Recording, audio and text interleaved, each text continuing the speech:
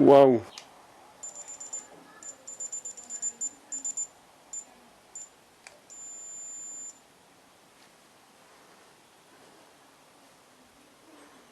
Il fait pas chaud, il fait très chaud. Bonjour et bienvenue sur la chaîne du lombricompostage facile.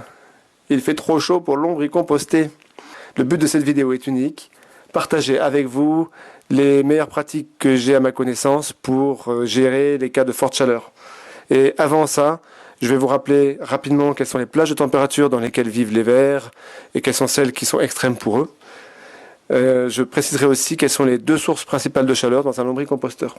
Nous en viendrons ensuite aux bonnes attitudes et aux bons gestes pour gérer ces cas de forte chaleur.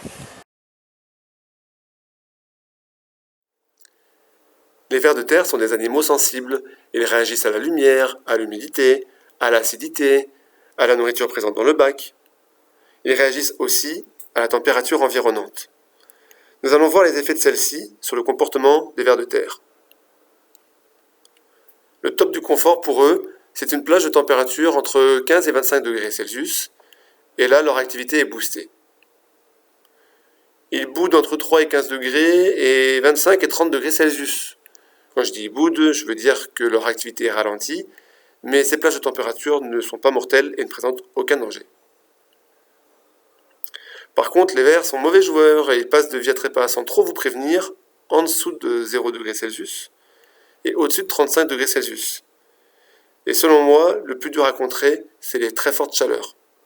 C'est ce que nous allons voir dans la suite de la vidéo.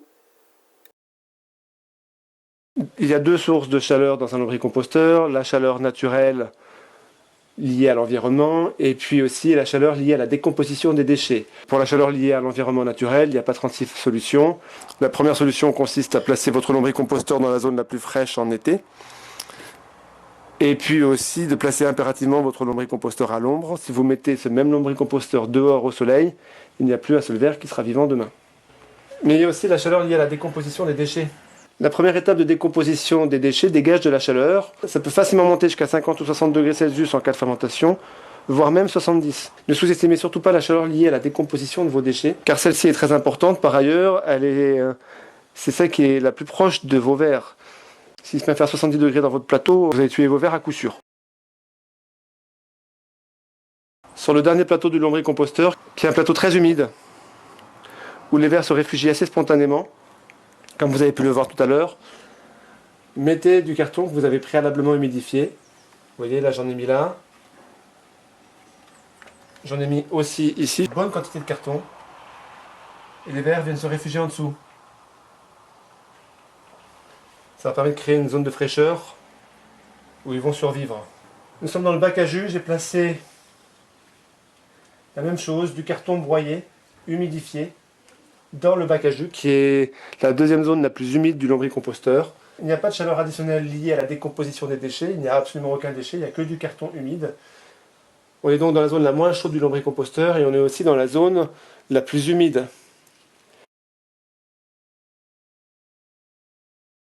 Le truc numéro 2, tout simple, tout bête, c'est un non-geste, c'est de ne plus nourrir votre lombricomposteur dans la période la plus chaude, parce que ces déchets, pendant la phase de décomposition, vous rajoutez de la chaleur additionnelle en plus de la chaleur liée à la météo.